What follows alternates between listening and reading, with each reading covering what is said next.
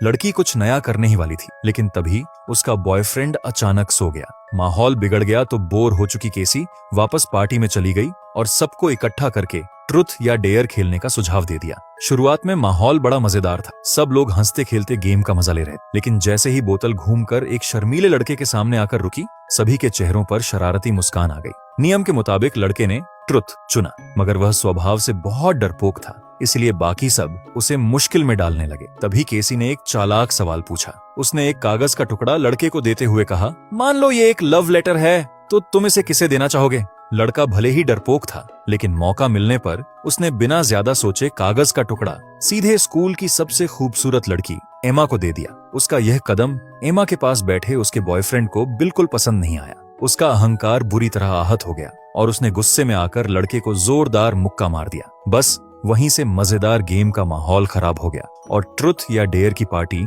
झगड़े के साथ खत्म हो गई। उस समय किसी ने इस घटना को ज्यादा गंभीरता से नहीं लिया, लेकिन 3 महीने बाद उस गेम में मौजूद सभी लोगों को अचानक उसी लड़के के घर पार्टी का निमंत्रण मिला। शुरू में वे लोग जाने के लिए तैयार नहीं थे, लेकिन जब उन्हें पता चला कि वह लड़का बेहद अमीर परिवार से है और उसके घर वाले बड़े बड़े राजनेता हैं, तो उन्होंने बिना ज्यादा सोचे निमंत्रण स्वीकार कर लिया। जब वे लोग वहां पहुंचे तो सामने खड़े विशाल महल जैसे बंगले को देखकर सब दंग रह गए। उन्हें पता था कि वह लड़का अमीर है, लेकिन इतना अमीर होगा यह उन्होंने कभी नहीं सोचा था। इस पार्टी में शामिल होने वालों में थे केसी, जिसने गेम शुरू कराया था, उसका बॉयफ्रेंड चार्ली, स्कूल ब्यूटी एमा का एक्स बॉयफ्रेंड कर्ली और माहौल हल्का रखने वाला दोस्त मार्क। सब लोग मिलकर सोच ही रहे थे कि महल के अंदर कैसे जाएं। तभी अचानक एक जीप उनके सामने आकर रुकी। जीप में बैठे बटलर ने बताया कि पार्टी महल में नहीं, बल्कि 1 किलोमीटर दूर बने छोटे लकड़ी के केबिन में रखी गई है। हालांकि उन्हें यह बात थोड़ी अजीब लगी, लेकिन जब यहाँ तक आ ही गए थे तो वे बटलर के बताए रास्ते पर पैदल चल पड़े।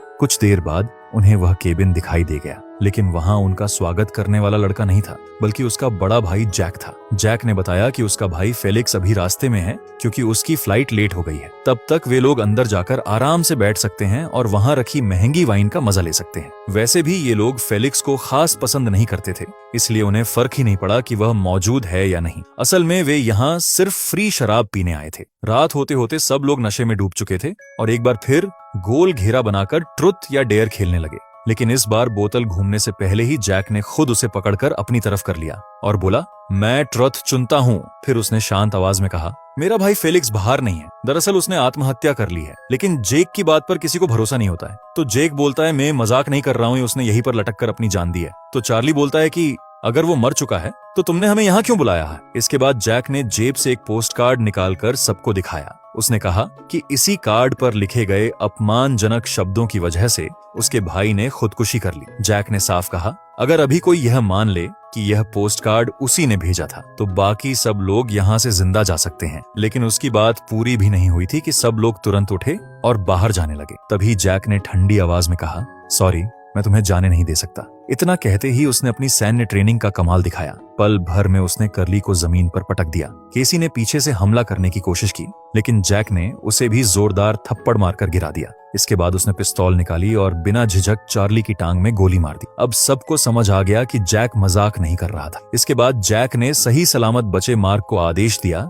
कि वह बाकी सभी को कुर्सियों से बांध दे। मार्क डर के मारे उसकी बात मान गया। उसने सबको कुर्सियों से बांध दिया और उनके मोबाइल फोन भी एक अलमारी में बंद कर दिए। अब जैक ने घोषणा की कि वे लोग फिर से ट्रुथ या डेयर खेलेंगे, लेकिन इस बार यह गेम पहले से कहीं ज्यादा खतरनाक होगा। उसने फिर से वही ऑफर दिया, अगर कोई मान ले कि पोस्ट कार्ड उसी ने भेजा था तो बाकी लोग बच सकते हैं। लेकिन जब सभी ने खुद को बेगुनाह बताया तो जैक ने जमीन पर पड़ी बोतल घुमा दी। बोतल घूमते घूमते जाकर कर्ली की तरफ रुक गई। जैक मुस्कुराते हुए बोला, ट्रुथ या डेयर, और कर्ली ने डेयर चुना। तभी उसने कमरे से एक अजीब सा मशीन जैसा उपकरण बाहर निकाला। फिर उसने स्कूल की सबसे खूबसूरत लड़की एमा को पकड़कर उस मशीन के सामने बैठा दिया। अब वह एक ऐसा खतरनाक डेयर खेलने वाला था जैसा किसी ने कभी नहीं देखा। जैक ने एक धातु का उपकरण लड़की के मुंह में ठूंस दिया, फिर एक पारदर्शी पाइप जबरदस्ती उसके पेट तक पहुंचा दी। उस पाइप का दूसरा सिरा 2 अलग अलग कंटेनरों से जुड़ा था। एक कंटेनर में साधारण पानी था और दूसरे में तेजाब, सल्फ्यूरिक एसिड। अब यह तय करना कि लड़की के पेट में कौन सा तरल जाएगा,